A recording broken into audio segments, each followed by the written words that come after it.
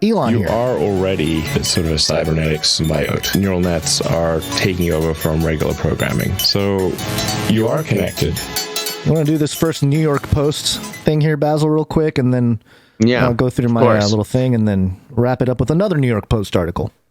Sounds good. NewYorkPost.com headline, Elon Musk questions Twitter boycott. Call from groups backed by Soros and Clinton operatives. Ooh, a lot of nice trigger words there. Elon Musk is demanding to know who was behind a letter signed by more than 24 liberal groups that has urged advertisers to boycott Twitter if he completes his takeover of the social media giant. Left-leaning NGOs whose backers include billionaire financier George Soros and former Clinton operatives, as well as the European Union and the Canadian government, are urging a boycott of Twitter if Musk takes over the company.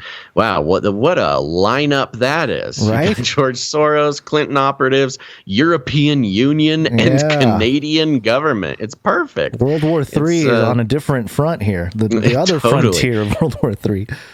Quote, who funds these organizations that want to control your access to information? Let's investigate, Musk tweeted on Tuesday. He added that, quote, sunlight is the best disinfectant. The letter, which was signed by 26 organizations, claimed that Elon Musk's takeover of Twitter will further toxify our information ecosystem and be a direct threat to public safety. A direct threat to public safety, especially among those already most vulnerable and marginalized. You mean people like us? We're marginalized by like YouTube and seriously, we're vulnerable. Yeah. Nobody's protecting our public safety. Nobody cares. Yeah. Musk taking control of Twitter means advertising on the platform, quote, risks association with the platform amplifying hate, extremism, health misinformation, and conspiracy theorists, the letter said. Notice, quote, under Musk, it associates with conspiracy theorists, not theories, actual individuals. Yeah, right. It's individual. Yeah, interesting. Yeah, so they name sort of concepts like hate, extremism, health misinformation, and then people, conspiracy theorists. Yeah, that's very good catch. Quote, under Musk's management, Twitter risks becoming a cesspool of misinformation. Isn't it a cesspool of misinformation already? Like, come on, man. It's always been a cesspool. With your brand attached, polluting our information ecosystem at a time where trust is in institutions and news media is already at an all-time low, the letter added. Quote, your ad dollars can either fund Musk's vanity project or hold him to account. We call on you to demand Musk uphold these basic standards of community trust and safety and to pull your advertising spending from Twitter if they are not. The document's letterhead includes the logos of 3 organizations, Accountable Tech, Media Matters for America, and Ultraviolet. Oh, yeah. Accountable Tech, I don't need to go into all these things, right? Yeah, we know what they are. They're just Hillary and the whole deal. Yeah, exactly. They're all Soros, Hillary, just general sort of world-controlling liberal institutions there. Let's see here. Other signatories like Access Now. Liberals fear Musk will allow Donald Trump, who was removed from Twitter January 6, 2021, riot at the U.S. Capitol. Other key conservative figures.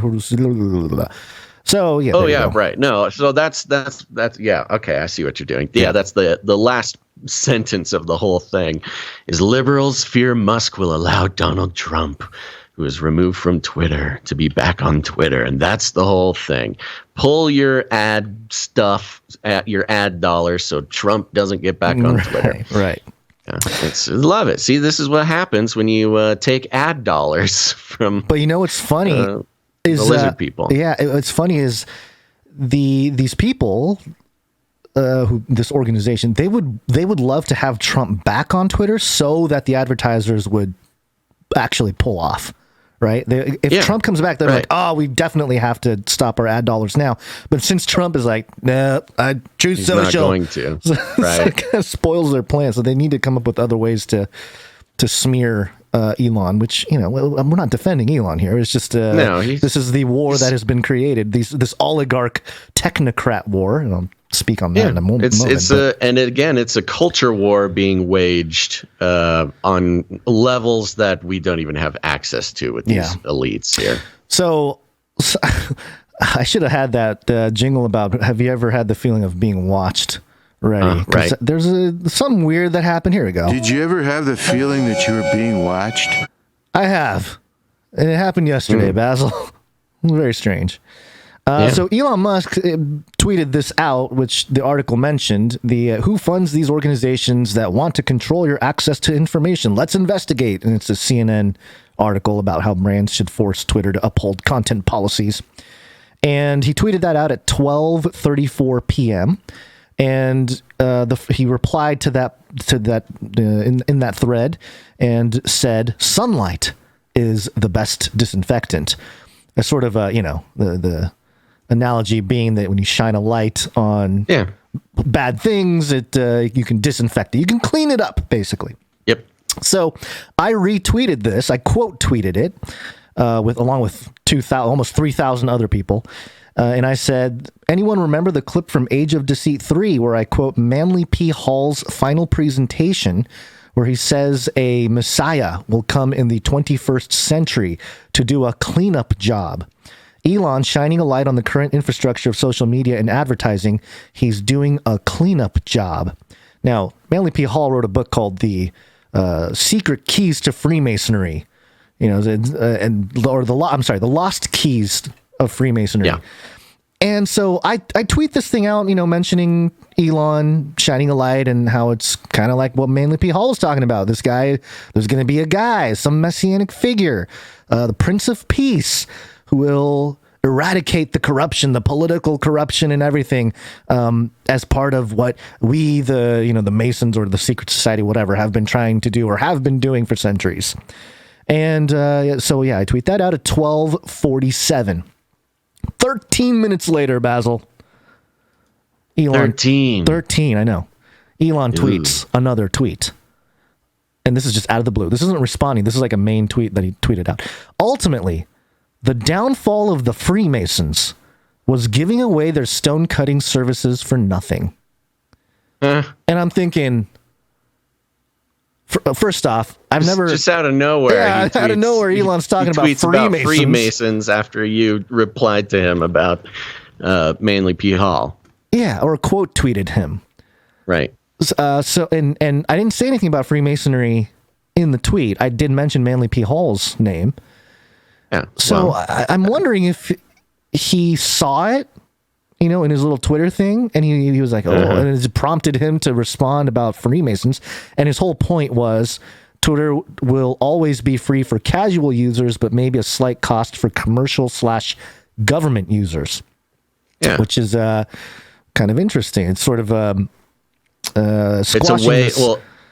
It's a strategy against the the advertising model, right? Which is funny. I don't know if I mentioned it. I mentioned it to you personally, Gonz, but Jack Dorsey came out and said his biggest regret was putting Twitter on the advertising model. Yeah, I've heard. Yeah, he did say that, and he might even come back. Elon might bring him back, and that could be part of the whole plot here as well. So that it's because of the control mechanism, right? People still get mad at us for saying what we say about advertising, and Jack Dorsey himself is saying going under the advertising model is part of what turned Twitter into such a problem. Right. So the New York Post summarized this today. Elon Musk says Twitter users may be charged to use platform. And they quote the tweet there, and then they say the tweet was a reply to a cryptic message he posted earlier about the decline of fraternal trade organizations. And then, the Freemason tweet. If the pay-to-post policy was implemented, it would be the first major social media company that would charge users to interact with its platform.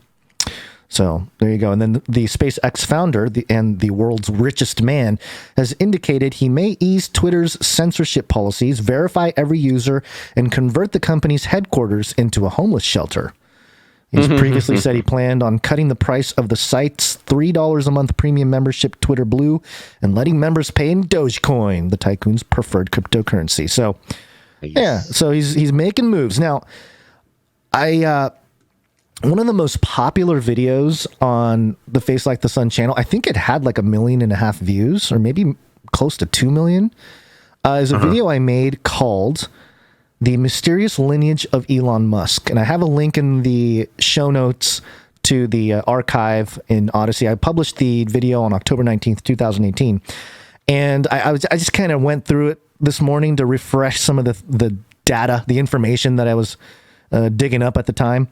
And I had completely forgotten, and it was a good reminder, that Elon Musk's grandfather, Dr. J.N. Haldeman, was a technocrat. The actual organization, the technocracy that existed in the 1930s. Right. And he was even arrested for being part of a secret, or what they call an illegal organization.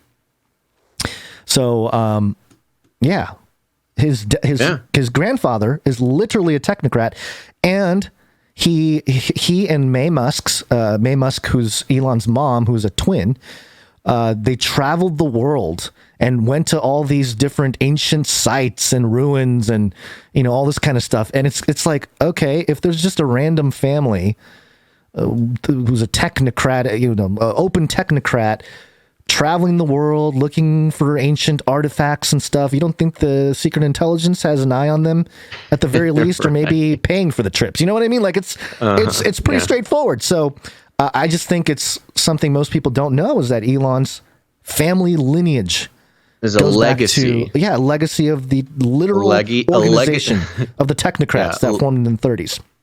Right, yeah. So, yeah. And his mother being sort of an occult priestess type person in the first place. Very much so. So, yeah, I mean, this whole thing was weird.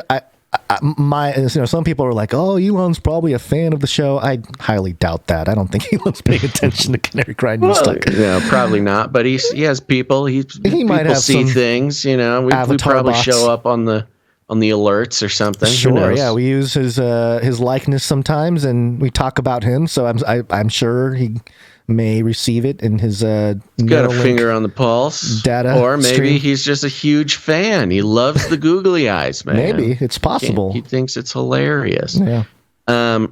Okay. So he's or maybe he just loves Age of Deceit. I doubt it.